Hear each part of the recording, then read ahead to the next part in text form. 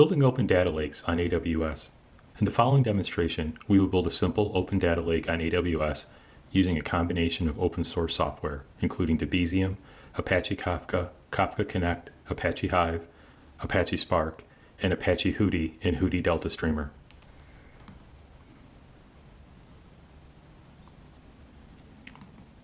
Agenda. First, we will explore the question, why do organizations want to build a data lake? Next, we will look at one possible data lake architecture and highlight the technologies that compose the solution and how those technologies work together to form an end-to-end data pipeline. We will briefly discuss the data set used in the demonstration. And lastly, we will spend the majority of our time seeing how these technologies can work together to form an effective data pipeline, moving data from a data source to our data lake, and then preparing that data for analytics and machine learning. Why data lakes? In my experience, many organizations that are considered building a data lake are trying to solve a common challenge. How do they extract data from multiple disparate data sources, EMR systems, CRM systems, HRIS systems, relational, non-relational databases, and third-party data feeds? And how do they store that data in a single, secure location where data analysts and data scientists can perform federated analytics and machine learning across the different data sets? Architecture. We will employ several open source technologies running on AWS using AWS managed services to move data from a data source to a common secure location, our data lake. First, let's see how these technologies fit together to accomplish our goal of moving data from a PostgreSQL database into our data lake. First, we have our data source, a PostgreSQL database. The database has data that is slowly changing over time. We need to make sure that the existing data, as well as any future inserts, updates, and deletes, are reflected in the data lake. Next, using a combination of Apache Kafka, Kafka Connect, Apache Registry, and a Kafka Connect source connector that leverages Debezium, we will continuously move data from the database into Apache Kafka. The changes will be stored in Avro format in Kafka. The schema for the Avro format messages will be stored in Apache Registry. Next, we'll use a similar combination of Apache Kafka, Kafka Connect, Apache Registry, and Kafka Connect Sync Connector that leverages several Confluent S3 storage dependencies to continuously move the data from Kafka to Amazon S3, keeping it in Avro format. Steps 2 and 3 are collectively known as Change Data Capture, or CDC. Specifically, we are using log-based CDC to continuously move data from our database's logs into our data lake.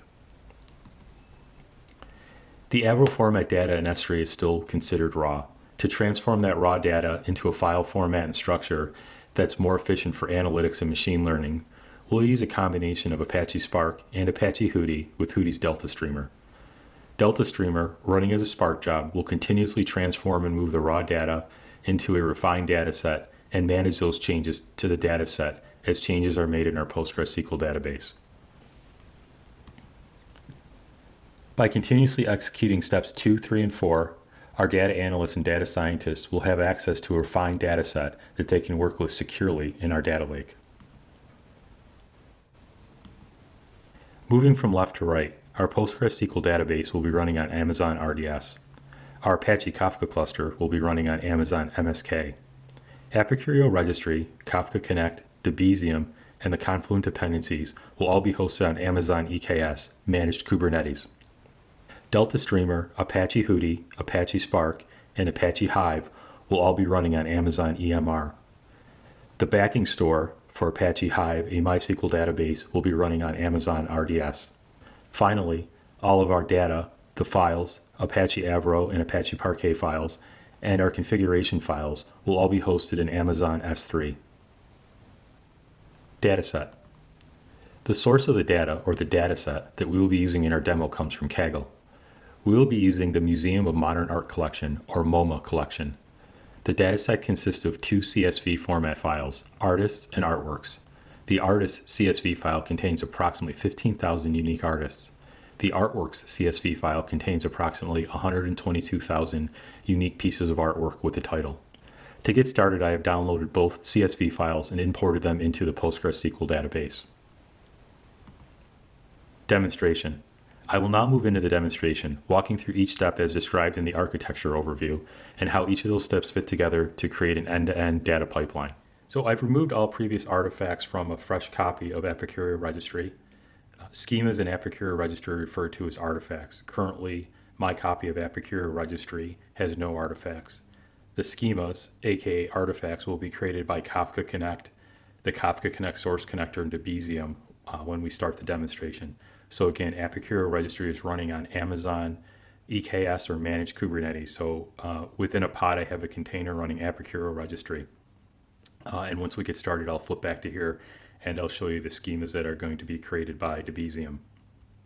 A few other things, my EMR cluster that I have running, I have a Jupyter Notebook running, a PySpark Jupyter Notebook. So we're going to run a few commands in that, and I'll walk through those commands in a few minutes. Also, Amazon S3, again, let me just touch upon that. I have a bucket, Open Data Lakes Demo US East 1 bucket. And the only thing I have in this bucket right now, and this is going to be our data lake, I've also put my configuration files in there for Hudi. Once DeltaStreamer starts running, DeltaStreamer will pick up some property files from this bucket. So I'm going to use this for both my configuration and for my data lake, this S3 bucket. Flipping over to the command line for a minute, I have a few different pods running. I mentioned on Managed Kubernetes Service, that's where we're going to be running Apache Registry. I also have Kafka Connect running. So we can log into Kafka Connect. Let me log into that container.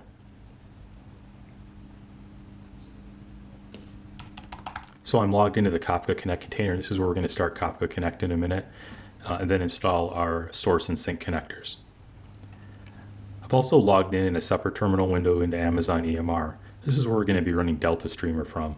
So once again, if you recall our diagram, Kafka Connect, the source connector, is going to move the data from Postgres into Kafka, and then the sync connector is going to move the data from Kafka into our data lake, into an area of the data lake which contains raw Avro data.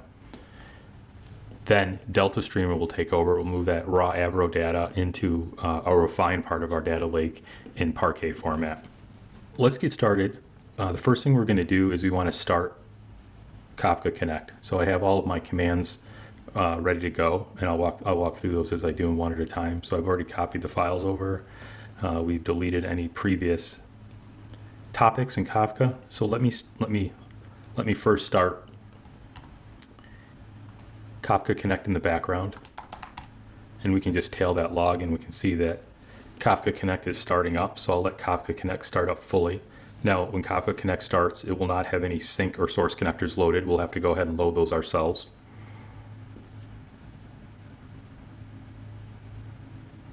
So I'll just give this a minute or two to get started. Once it's running, we'll go ahead and switch back over and pick up some more commands. Okay, so it looks like Kafka Connect is started to a point. Let me clear that. The next thing we want to do is install our sync and source connectors into Kafka Connect. Let me grab the two put commands. These are the commands that will deploy our source and sync connectors. And I'll just show you over here, I have a config folder, and we can see that I have a number of configuration files, property files. I also have a few different source and sync connectors. If you've read any of my previous posts, I've written a number of posts on working with Debezium, Kafka Connect, a few technologies. These are all the configuration files. In particular, the ones that we're going to be working with today are this Debezium Avro source connector, Postgres MoMA, so our MoMA database. And I also have an S3 sync connector, Debezium Avro MoMA. So this is my source connector, and this is my sync connector, and those are the ones that we're going to be running today. I'll go back here and grab my commands, and we can see that both of those started up. So let me clear that. I'm going to go back, and first off, we can list the connectors that are running in Kafka Connect. So that's a good sign. We see that both our source and sync connector are running. I want to see if they're deployed, but are they running? So did they start successfully? We could look at the logs. We can also run another git command for each one. So I'll do those one at a time. We can see here that this is our source connector, and it is in fact running. So that's a positive sign. And let's check our sync connector to see if it's running. Again, just another git command. And it looks like that's also running. So both our source and sync connector are running. So if they're running, what does that mean? That means that our source connector using Kafka Connect and Debezium has pulled the artist files from the Postgres database and put those into Kafka. So for every record in our artist table, which is also in the logs, and this is log-based CDC, so Debezium is reading the logs from PostgreSQL. Each one of those entries are written to Kafka, and we're gonna check that in a minute, and I'll show you how to check that. In addition, because we've loaded our sync connector, the messages in Kafka have been picked up by the sync connector, and those have been written to Amazon S3 in Avro format. So we should be able to look at our topic and see some messages in our topic. We should also be able to look at our S3 bucket, the raw area of our data lake, and see some Avro messages in there for the artist topic. So first off, I'll switch over to S3 and we'll take a look. You remember that we just had our configuration file here. If I refresh, you can see there's a topics folder now. Now I'm only interested, for the sake of brevity for this demonstration, I'm only going to look at the artist. We could just as easily have the artist and the artwork, and we would see multiple files. So we would see moma.public.artist and moma.public.artwork. Again, just for the sake of brevity for this demonstration, we're only going to focus on the artist right now. And we can see here we have a partition 0, so the data is not partitioned. So you get that partition 0 automatically, but you can see that we have a series of Avro files. And if you look at the numbers, that would indicate that there's about 300 artists in each one of these files. So as I scroll through these, you recall we had about 15,000, a little over 15,000 artists. There is an Avro file, again, 15,000. You have about 51 files, so about 300 artists per file. Those have been written into our data lake, into Amazon S3, into a directory or key called topics. And then for each table that we examine, in this case we only examined the MoMA database public schema artists table, there was a topic written, and that's also reflected in S3. So we can also look at Kafka and take a look at that topic. So let me switch back to PyCharm and grab a few more commands. So first, let's just list our topics. So I'm going to switch back to I'll clear this out. So again, I'm in my Amazon EKS Kubernetes pod container running Kafka Connect. And this is also running the Kafka API, so we can do a list on the topics.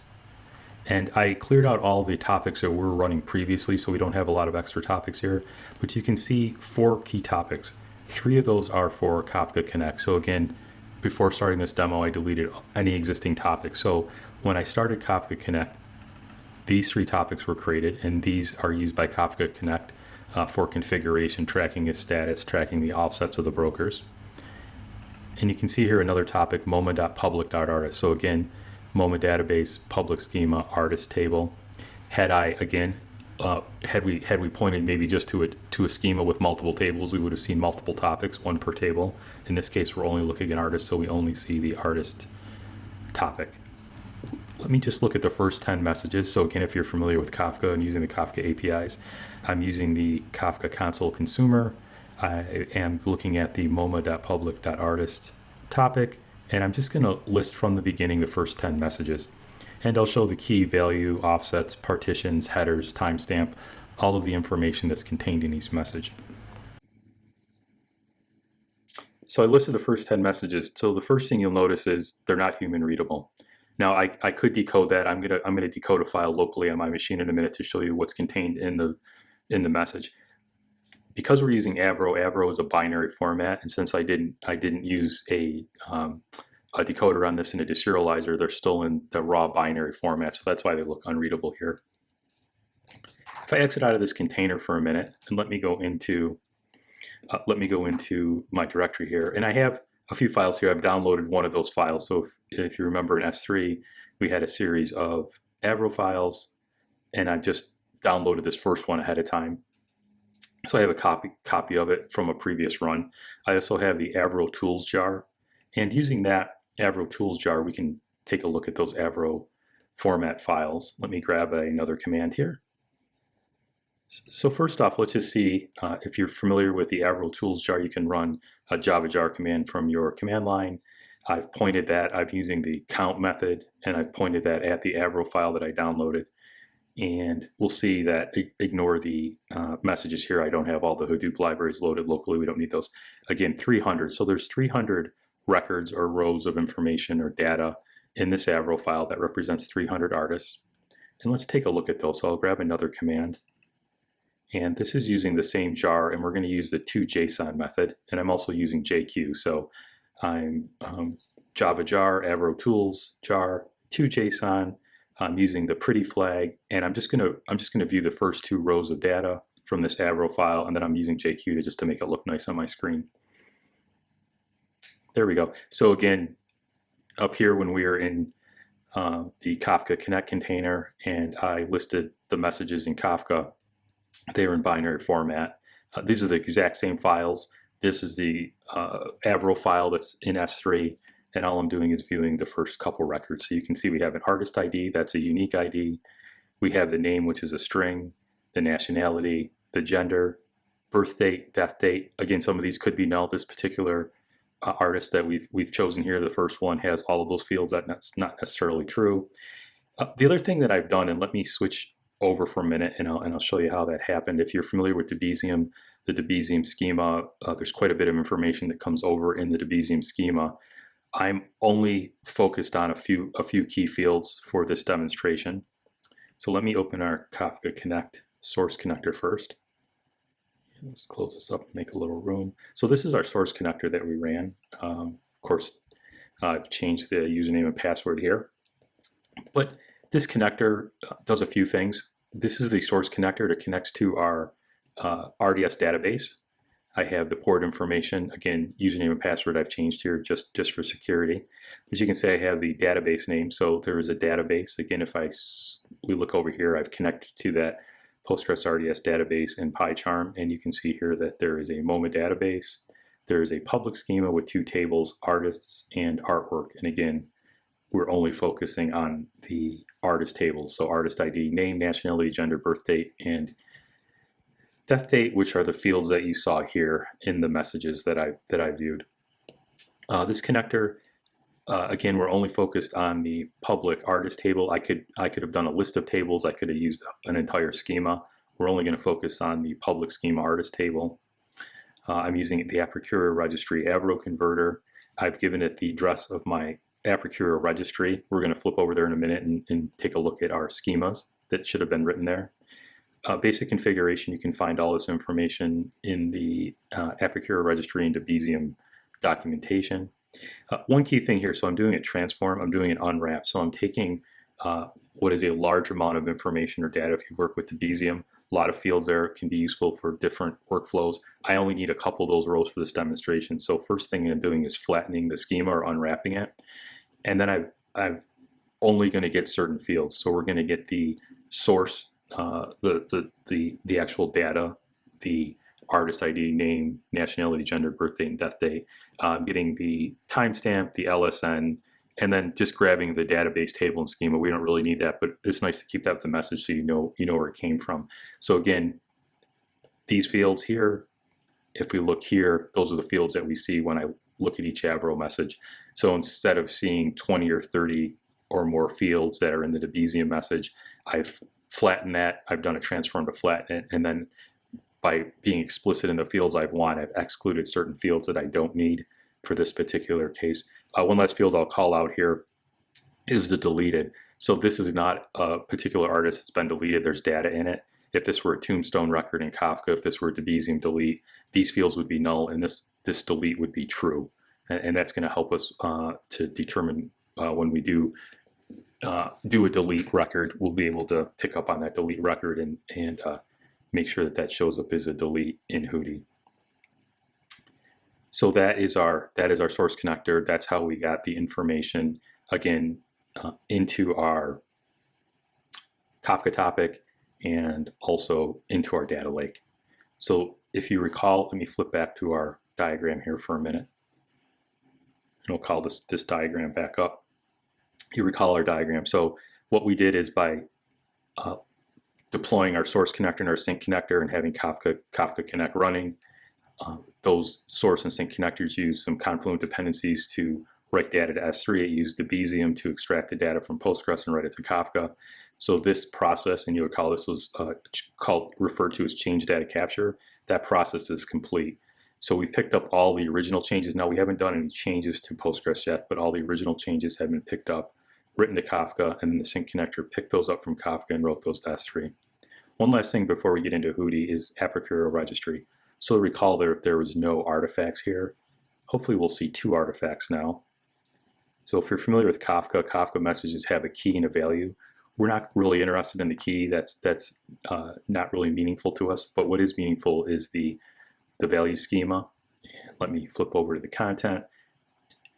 Avro schemas are JSON, so we can look at the Avro schema. So this is the schema of our messages. So the Avro messages that were written to Kafka and the Avro files that were into S3 are both based on this schema. And you can, as you look down here and you see database, table name, LSN, source timestamp, whether or not it was deleted, death field, birth date, this should all look familiar. So this looks exactly like our records in Kafka. Again, they're binary, so it's hard to tell. But if we decode one of our Avro files, and I've done that here from the command line using the Avro tools jar, we can see that, yes, in fact, that is the schema of each message. So if I slide this over, this is the schema, and that is the structure of the messages. So these are the messages that are going to end up in S3, and these are the messages that Hudi's going to pick up. Okay, so far we've completed our change data capture. We're going to do some changes to the database in a minute, but now I'm going to demonstrate Apache Hudi. So now that we've completed the change data capture process, and again, that's still running. If we were to make changes right now to our Postgres database, those changes would be picked up, and we're going to see that in a few minutes. Those changes would be picked up by the source connector, moved into Kafka. The sync connector would then automatically pick those up and move those into S3, into the raw area of our data lake. So the change data capture process is running, Kafka connector is running. We're going to leave that running as part of this demonstration. What we're going to move on to now is the Hudi portion of the demonstration, specifically using Hudi DeltaStreamer. Information on Hudi DeltaStreamer can be found on the Hudi website, hudi.apache.org. One thing to call out, currently I'm using Amazon 6.4.0, so the EMR version 6.4.0. That version currently uses 0.8.0 of Apache Hudi. Apache Hudi currently is at 0.9.0. For this demonstration, again, we're using EMR. EMR, the latest version of EMR, uses 0.8.0 at the time of this post. That's not a problem. All the features that we need will work just fine in that version. So if you're watching this demonstration or referring back to the documentation, make sure you're looking at 0.8.0. And if you're using the current version of EMR, that's the versions you want to look at. We're going to specifically be using DeltaStreamer, and you can see here that the Hudi DeltaStreamer utility, which is part of the Hudi utilities bundle jar, and we'll be calling that jar as part of our Spark job, provides a way to ingest from different sources, such as a file store or Kafka, with certain capabilities. So let me flip back over to our diagram here. What's going to happen is we're going to, on EMR running Spark, again, it's a Spark job, we're going to submit a Spark job which calls Hudi DeltaStreamer. We have some configuration files, again, that are loaded into our S3 bucket. Those are going to be pulled in, and I'll show you what those properties are in a moment and what the job looks like. DeltaStreamer is pointed to our Amazon S3 bucket where our Avro files were moved into the bucket by the CDC process. And we're going to run DeltaStreamer in a continuous mode. There's a couple of different ways to run DeltaStreamer. We could just run it once. It would fire up. It would pick up any files, any changes. In this case, we're going to move those to a different location in S3, and then it would shut down. The other option, which we're going to use, is continuous. So once I start the job, it's going to run continuously, very similar to a Spark structured streaming job. There are some other options. There's also an option to use S3 notifications. DeltaStreamer would start up and run. It would shut down, and then every time it gets a notification that there is a new file that has been created and uploaded into the Amazon S3 bucket into that specific area, it would start up. It would process that file and then shut back down, so you're not continuously using resources. For demonstration purposes only, I'm going to fire up DeltaStreamer. I'm going to use a continuous mode, which I'll show you that flag in a minute, and it's just going to run in the background so we can see changes coming through. So again, with DeltaStreamer, we're going to move any files that come into the topics, MoMA, public, artists, partition 0, key path or directory in S3. Again, we have 51 to start with. As we do more changes, we'll get more files in here as we make changes to our RDS database. DeltaStreamer will pick up those files and it will move them into Amazon S3 into Parquet format. And once we move those files, I'll show you what they look like. So flipping back over, I already have the command written. So this is the Spark submit command that we're going to run. So it's a Spark job. I need to point to two jars. So I need to use the Spark Avro jar because this is Avro format data that we're going to be reading in, and Hudi also uses Avro. And the Hudi utilities bundle. So you'll recall in the documentation specifically about Apache Hudi, it's part of the Hudi's utility bundle. So therefore we need to call that bundle. Again, there's no version number on this. This is going to be 0.8.0. Pretty basic command. Hudi has two different methods of writing. It has copy on write and merge on read. We're going to be using merge on read for our demonstration. You can read a little bit more about the two types of tables. So again, copy on write or merge on read. We're going to be using merge on read for this. A few pretty basic Hudi configurations in this command. The source ordering field, we're going to use a timestamp field. The property files, I'll show you those property files in a minute. I have those loaded into S3, into the S3 data lake bucket in a separate location. I also have the target. So DeltaStreamer will read in the Avro files, it will convert those to Parquet. It will do all its Hudi magic, and it's going to put those into a directory MoMA/artist/artist. Also, I mentioned we're using Apache Hive. So in addition to writing the physical files, the Parquet files to S3, it's also going to create a Hive database and a table. Actually more than one table, and I'll show you what those are in a moment once we get the process started. And we'll be able to query the data that Hudi has written, and it will keep up with the changes. Any inserts, updates, deletes, upserts, Hudi will manage all those changes for us, and then we'll be able to query the Hive metastore, the Hive database, and therefore the underlying data.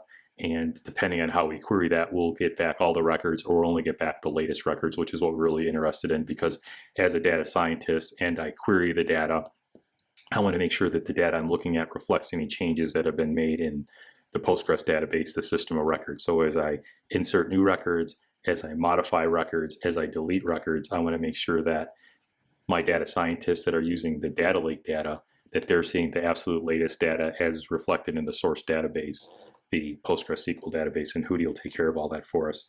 A few other commands, so you can see continuous. I mentioned continuous. If we remove that flag, this job would just run once. It would process any existing data and it would shut down. And a few different options. We're going to use upsert, so we're just going to let this run. The initial kind of bulk of the Avro data are all just inserts, right? That's all the initial data that's in the table, the 15,000 artists. But then as we make changes, as we do inserts, updates, and deletes, this job will continue to run and it will continue to process those. Also, just a quick look, I mentioned the configuration file. So we have the base configuration file, configure some basic configuration about parallelism for Apache Hudi. And then I have a DeltaStreamer S3 properties file, which is specific to the location of the different resources, the schemas, file size, how I want the data partitioned. I'm going to partition it by nationality.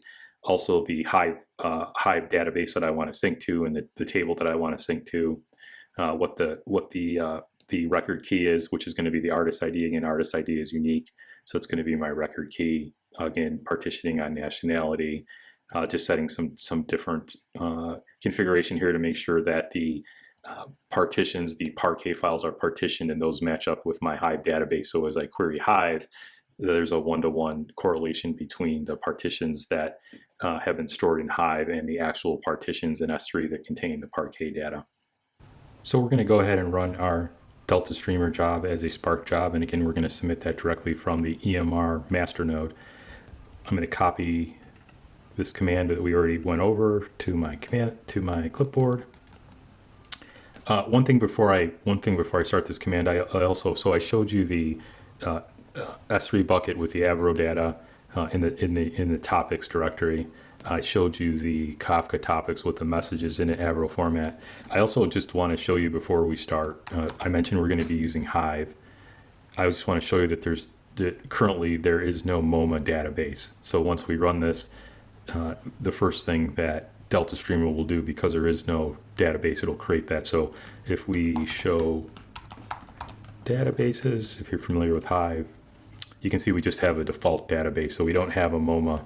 We don't have a MoMA database. We'll flip back and we'll take a look at Hive from our notebook once we're all done, and hopefully there will be a MoMA database which will be kept in sync. So as Hudi writes Parquet files using DeltaStreamer, DeltaStreamer will also keep the Hive metastore, the Hive database in sync, which contains the metadata and schema information about the Parquet files. And when we write our SQL queries and we do perform analysis against our data, which Hudi has written and managed, we will write those queries against the Hive database.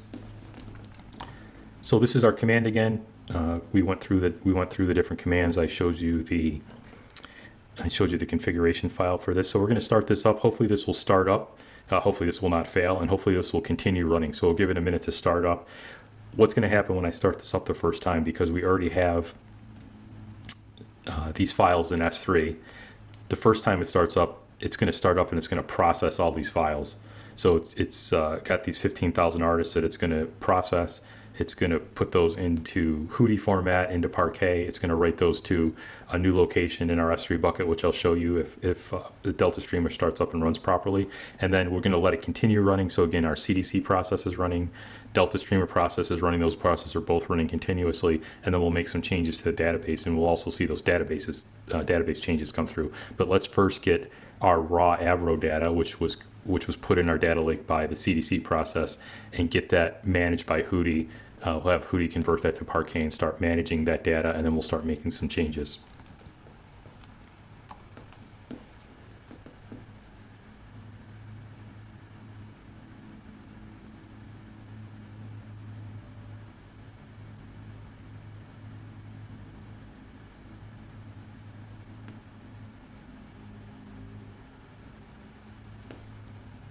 So again, this is the DeltaStreamer command.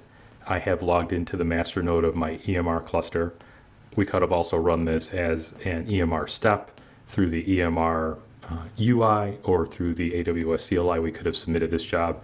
I'm just doing it in here so we can kind of watch the logs for the sake of demonstration purposes only.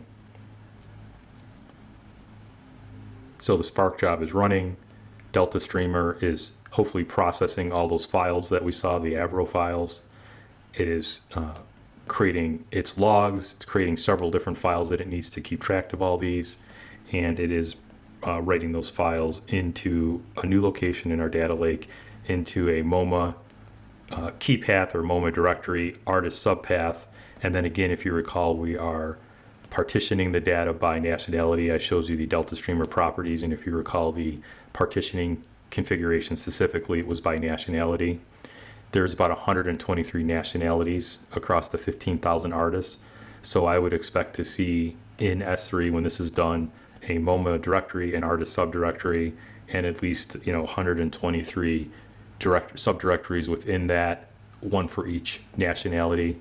And then within each one of those subdirectories, Algerian, American, Canadian, we'll see Parquet files, one or more Parquet files, which represents the artists that are of that nationality. Now, the other property that we set as part of DeltaStreamer was the optimal Parquet file size, which was 128 megabytes. Since we don't have that many artists and the records are pretty small, I would not expect to see more than one Parquet file. Had I not set that, we'd probably see a couple small Parquet files, but since we've indicated that we optimally want 128 megabytes, it's probably just going to write all of the artists into one file. And then we'll go ahead and take a look at one of those files once DeltaStreamer has completed writing its files. While this is running, if I flip over, we'll come back out to our S3 bucket. And we can in fact see now that there is a MoMA directory. There's also, Hudi's also has a folder where it's keeping track of its progress. But we have the MoMA directory. So we had the Hudi directory, which is where our DeltaStreamer configuration was. We had the topics directory, which the chains data capture process, specifically log-based CDC process, Debezium along with the Confluent dependencies, the source and sync connector, took that information out of Postgres, used Kafka as an intermediary, and then wrote those Avro files into a topic, the artist topic. And then Hudi, specifically DeltaStreamer, submitted as part of a Spark job, is processing that Avro data and writing that into Parquet. And this is the data that we're going to be analyzing, that our data scientists and data engineers, our data analysts are going to be writing queries against. So if we open this up, I'll just give you a sneak peek, and then in our notebook, we'll take a little bit deeper look at what's in here. So Hudi has a lot of configuration files. You can read a little more about Hudi and what the different files are and the purpose of these files. What we're specifically focused on, and again, remember, I'm showing you S3. Typically, you wouldn't be going into S3, right? That's your data store. Your data is stored there. You're using Spark, Presto, Hive, different analytics engines to query that data using the metastore, AWS Glue, Apache Hive, right? You're not going into these files. Typically, somebody wouldn't be going into here. So it really doesn't matter how many files are in here, how many files Hudi manages. Really, the S3 bucket is, to think of it as just a data store, right? It's not something you're going into. You should never manipulate these files. Specifically, this moment directory is being managed by Hudi. I won't make any changes in it. I'm going to trust Hudi to manage all these files for me. So you can see here as we go in, we have in this case I've gone into the British nationality. So hopefully this Parquet file represents all the British artists. If you're familiar with S3, there is a query with S3 select. Now we couldn't look at the Avro data. We can look at Parquet data. So this is a handy feature. We can just use that command, go right into the S3 bucket and just take a look at this file, get a little preview of what this file looks like. So I've previewed the Parquet file that was in the British nationality partition, right? So these are partitions, partitioned by nationality. This is the British nationality, so this should represent all the British artists. And I've previewed that file, again, using the query with S3 select, just to give you a sense for what's in here. And you can see that it looks pretty similar, right? So we have the artist ID, the name, nationality, which we see British, so we know it's working. Gender, birth year. We don't see death year. That's because this artist is most likely probably still alive. So the death year was null, therefore it didn't write it. And that's something you should be aware of, right? So you can see here there is a death year. This artist was deceased in 1946. We also knew their gender. In other cases, we may or may not have all the fields if they were null. The rest of these fields should look the same, right? We have deleted, the timestamp, the LSN, the database table and schema. That was all part of the schema, which I showed you when we looked at the Avro file, and was part of the Apache Avro schema that was written to Apache registry. We can see that that's still running. The other things that you see added, so we have a few new fields. Hudi adds its own fields to each record. So we have the Hudi commit time, the sequence number, the record key, the partition path, again, nationality is British, and the Hudi file name, so the name of this Parquet file. So in addition to the existing fields, which the schema defined and are part of each message, Hudi has also injected 5 more fields. So each one of these messages will have the existing set of fields. So the existing, which this part of the record came from Postgres. These were added on by Debezium. And again, I trimmed that list down and was very explicit about the fields that I wanted added. I dropped some fields that we don't need for the demonstration that Debezium would have normally added. Also, we flattened this out, right? So this is a flat JSON representation versus a nested representation, a lot easier to write queries against. And so again, these are Debezium fields. These are from Postgres, and then Hudi added on 5 additional fields. So still a pretty small record, but a few different sources for these fields, and they're all be of use, especially the Hudi when we start getting into different types of queries. So we can see that our process is still running. The Hudi DeltaStreamer's process is running. Hopefully nothing will stop that or break that. That'll run continuously because we use a continuous flag. Over here, if I go back into my Kafka container just for a minute to show you that the CDC process is still running. We'll just confirm that our CDC process, so Kafka Connect with our source and sync connector is still running. I'll just take a look here and we can see in fact that it is. So this is our Kafka Connect, the Java process is still running. So if we go back over to our diagram for a minute, change data capture, log-based change data capture, Kafka Connect, this is running. This is running in a Kubernetes container on Amazon EKS. And then on Amazon EMR, we're running Hudi DeltaStreamer, which is moving the raw Avro data. When I say raw, it's untransformed, right? We haven't done a lot of ETL to it.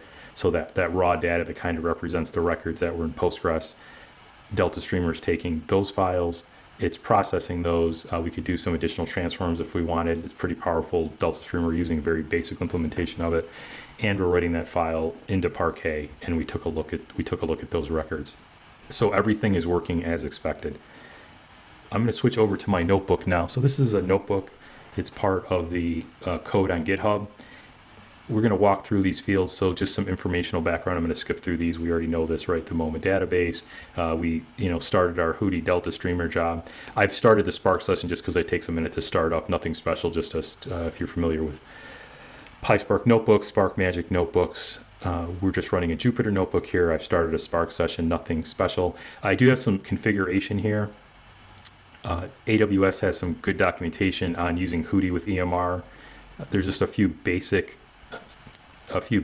configuration items that you need to be aware of and configure when you're using Hudi. It talks about it in the documentation. There's a Hudi section of EMR. Just read through those. Some basic configuration that you'll want to be aware of. So I've ran that configuration, added to my Spark session. Pretty minimal imports. This is pretty big. We're going to use Spark SQL. So if you're familiar with Spark Magic, I could also run Spark Magic commands. So I could do something like SQL, and then I could just start writing, select star from blah blah blah blah. We could use that format, or we can use a Spark.SQL and write our SQL commands just for the sake of simplicity and consistency. And either one of these will work just fine. I'm going to use the Spark.SQL versus using Spark Magic.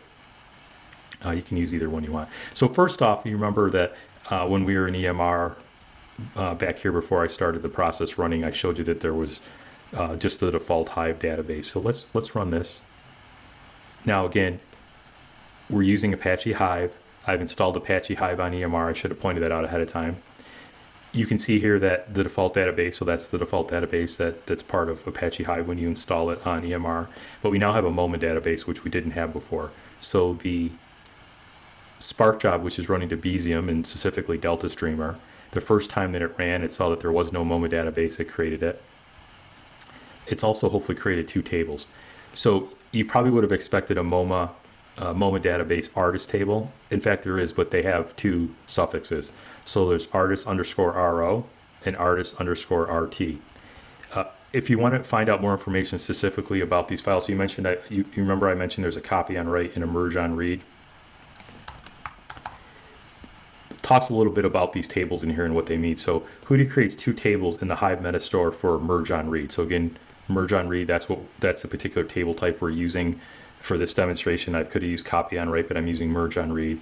A table with the name that you specified, which is the read optimized view. So if you're familiar with Hudi, there's a few different views of the data that we can get.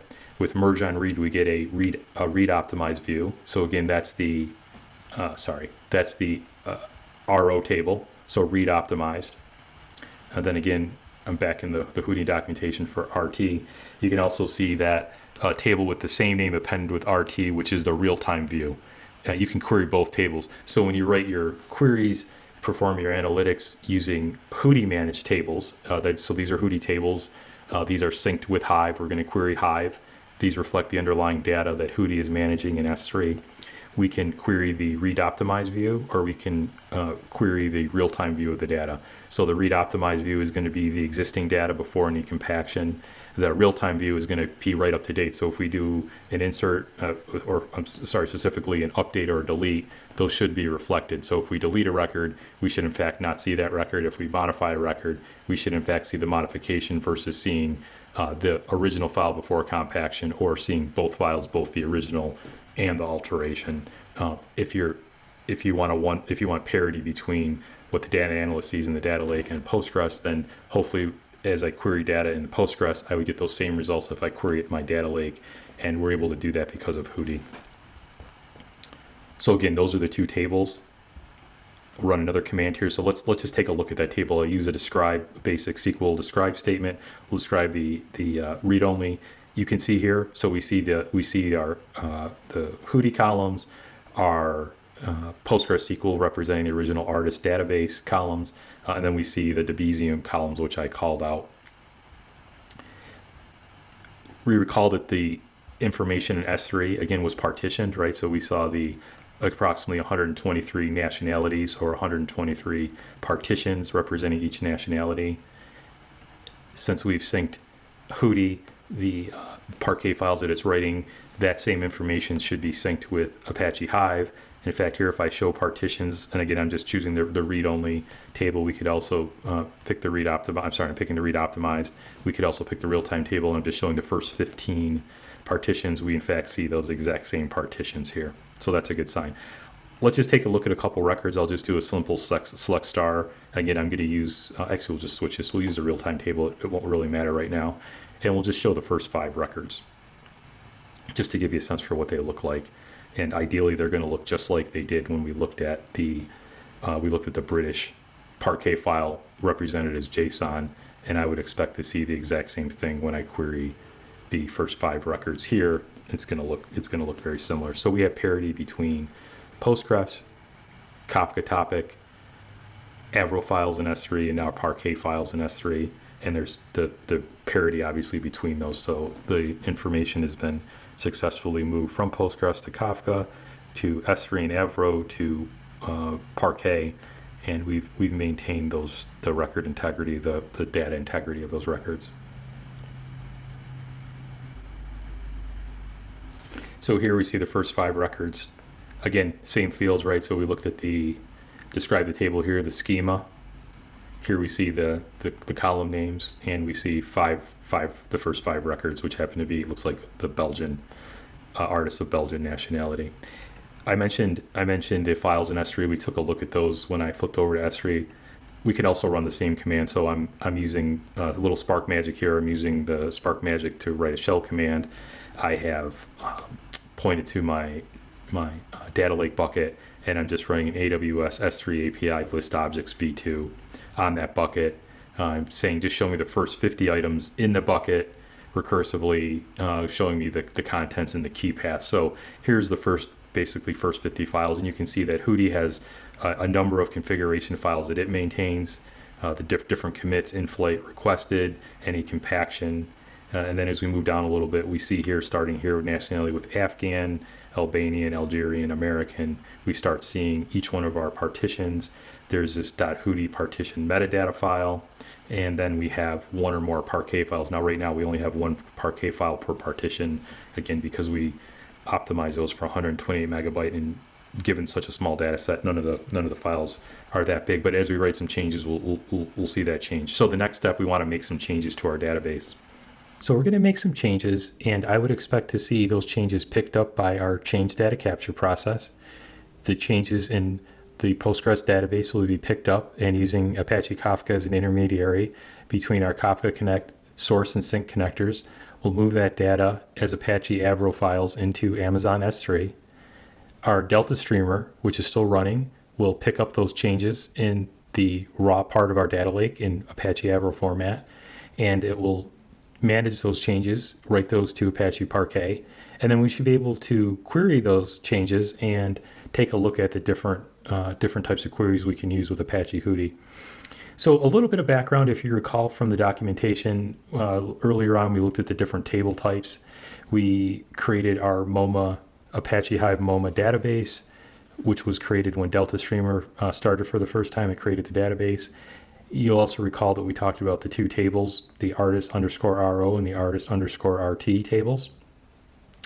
You recall if we looked at the documentation, and I took this little blurb from the documentation. So from the AWS documentation, Hudi creates 2 tables in the Hive metastore for merge on write, a table with the name you specified, which will be the read optimized view. So it'll have the _ro, so artist_ro, and a table in the same path appended with _rt, which is the real-time view. And you can query both tables. So we have the artist_ro and the artist_rt. So we're going to make some changes. We're going to make 2 upserts and 1 delete to our database. And then we're going to look to see how those changes are reflected. with Apache Hudi, and we're going to run some queries against those. So I'm going to switch back over to PyCharm. Now, I've already set up a few changes here just to save us a little time. And so I have an upsert. I'm going to take artist 445, and let's assume that the dates that we had were wrong. So we're going to change the birth date from 1879 to 1881, and we're going to also update the year of death from 1961 to 1962. In addition, for artist 535, we did not know the year of birth or the year of death for that particular artist. Let's say that we researched that and found out that it was 1900 and they passed away in 1981. So we're going to also make a change to artist 535. So artist 445 and 535, we're going to modify both those records. We should see an upsert of those records into Apache Hudi, and when we query those, we should see the latest changes reflected. So we'll go back and remind ourselves what those changes were. So let's go ahead and run those. I'll just run these two update statements, and I'm going to run these against our database. And when I'm done running them, I'm going to quickly switch back over. This is, if you remember, Hudi DeltaStreamer is running as a Spark job. You can kind of see that typical log output. And then we should see some changes. We'll see how quick it can pick up the change that we do. So I'm going to go ahead and execute that and flip back quickly. You can see that almost instantaneously those changes were picked up. Now, what's more amazing about that is that keep in mind that that means that the change was picked up, the change was made to PostgreSQL, the change was written to the logs, Kafka Connect source connector picked up those changes in the write-ahead logs using log-based change data capture with Debezium. Those changes were written to Kafka.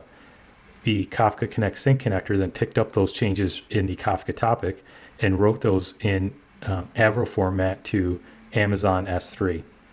At that point, Apache Hudi, the DeltaStreamer Spark job that you see running on my screen, picked up those new Avro files and then wrote those in Apache Parquet, wrote all the appropriate files and transaction logs to manage those changes, those upserts into our data lake. So almost instantaneously, we saw those changes picked up. If we go back over to our notebook, I'm going to run a couple SQL queries to show you. So I've written one. If you recall, the two artists that we did our upserts for were 445 and 535. So I've written a simple select star from the underscore RO table and then the underscore RT table, where artist ID is in 445 or 535. So that should pick up both of those. And we'll see the read optimized view first, and then we'll see the real-time view. So we'll go ahead and run both of those. They're going to take a minute. Now, you'll notice that these queries take a little bit of time. Keep in mind I have a very small cluster running for this demonstration just to save money. It's certainly not a production cluster. I also have Hudi DeltaStreamer running on the exact same cluster. So I have a small cluster. DeltaStreamer is running continuously, and at the same time I'm running queries, and these are fairly large queries. Again, they have 125, 123 partitions, but I'm doing a select star, so I'm not using those partitions. I'm not doing any predicate push down. I'm really doing a select star statement. It's going to take a few seconds to read that information in S3. So you can see that our read optimized query statement ran for 445 and 535. And we can see that we have both of those records returned. So before we take a look at those, let's let our real-time, our query against our real-time table return so that we can compare and contrast or see if there's any differences.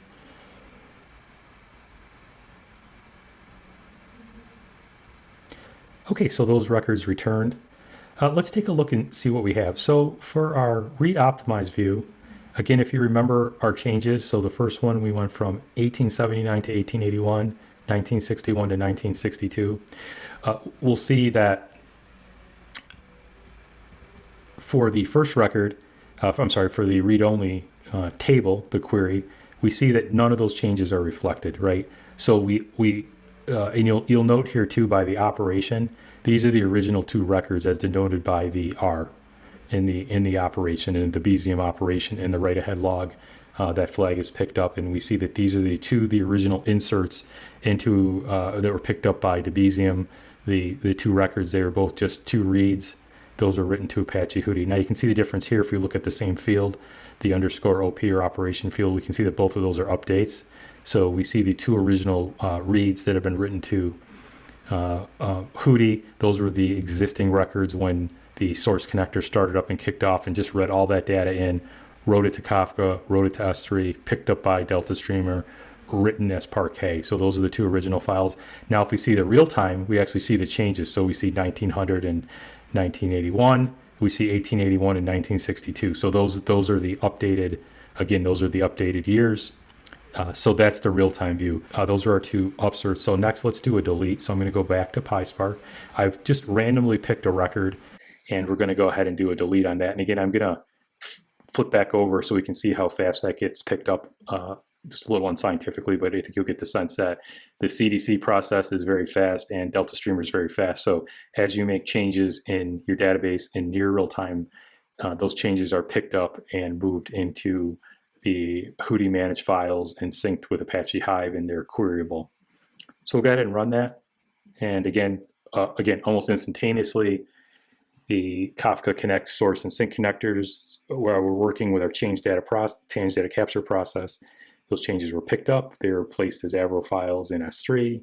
Those changes were picked up by DeltaStreamer and moved into the Hudi managed Parquet files. So if we go back over to our notebook, I've written similar queries. So first we're going to look for, again, that was 451, artist ID 451. I've written two queries. First, the read optimized table, and then the real-time table. So we'll go ahead and run those queries, specifically this time looking for artist ID 451. And we'll let those finish, and we'll compare and contrast what we would expect to see in the read optimized table versus the real-time table. Okay, so both those queries finished. It took a minute, so I stopped the video and restarted it when they were complete. And we can see that, again, we deleted artist 451. We did a delete from artist 451. And we can see that when we did a select star from both the read optimized and the real-time tables, we got similar results back from Hive. Now, one thing to understand about Apache Hudi, and certain facets of Apache Hudi can be a little confusing at first. When you think about a delete in a database, right? If I delete a record in a database, it's gone. With Apache Hudi, there's two types of deletes. There's a soft delete and a hard delete. And you can read a little bit more in the documentation. So I'm in the 0.8.0 documentation. And you can see here there's two different types of deletes. What we've done is a soft delete. There's also a hard delete. So with a soft delete, the record is retained, but all of the values are nulled out. And I'll show you that in a moment, which indicates a delete. Also, the operations flag becomes a D. So Debezium changes the flag to D. So if you recall, Debezium has 4 flags. They're CRUD, right? So create, read, update, and delete. And it changes the operations flag to D for delete. The underscore deleted flag becomes true, and all of the records become null. And that'll be reflected in the query. The other way we can do that is a stronger form of a deletion. So if you physically have to remove a record, you don't want to leave any record of it, right? So oftentimes you may want a record that a field was deleted. So you want to do a soft delete if you just want to get rid of it. So no matter what, the record's gone. Whenever you perform a query, there's no confusion. That record's been deleted. There's no trace of it. Then you would do a hard delete, and Hudi goes into 3 different ways to do that. For this demo, I've done a soft delete. So you'll notice here, we'll look at the real-time table, for example. We looked at 451. We see 2 records. First, we have the original read, right? So that was that bulk insert we did of the existing snapshot from PostgreSQL. So all of the existing 15,000 artists that were already in the table when we started the source connector, Debezium picked those up, and eventually those are written through CDC. That was the read flag. We have a second record, which is the D or delete flag. We also see that the deleted field has a value of true versus false, so it's now true. And then you'll note that the name, gender, birth year, death year are all null. Another thing you'll notice, which is a little odd, and I think this is also can be confusing. You have to be a little careful with your queries. You'll notice that we partitioned on nationality. So instead of nationality becoming null, it actually became default. So artist 451 happened to be of the nationality Italian. When we deleted that record, it created the delete record, nulled everything out, but changed the partition to default. So we now have a new partition called default, which contains this record. I find it a little confusing, and I could foresee that causing some issues if you're not aware of that. But again, we can see the nationality is in fact default, so that partition is default. But the other fields have been removed. They're all null. Obviously, we need to keep the artist ID so we can identify the record, but all the other fields have been turned to null. And again, the operations flag is a D for delete, and the deleted field is now true. So that's how we show a soft delete of a record. Again, a little different from a hard delete. And once again, I would suggest reading up on deletes with Hudi and how they work. Again, you can do either a soft or a hard delete depending on what you need, and you need either or depending on your circumstances, and implement both depending on the type of data you're working with. But again, we did a soft delete. So that ends our demonstration. I hope that you learned a lot. I hope you know more now about the change data capture process that we went through. So we talked about change data capture, moving changes from a PostgreSQL database using a Kafka Connect into Amazon S3. And then we talked about Apache Hudi with DeltaStreamer, picking up those changes and writing those into Apache Parquet, and then making those available for our data analysts. Thank you very much.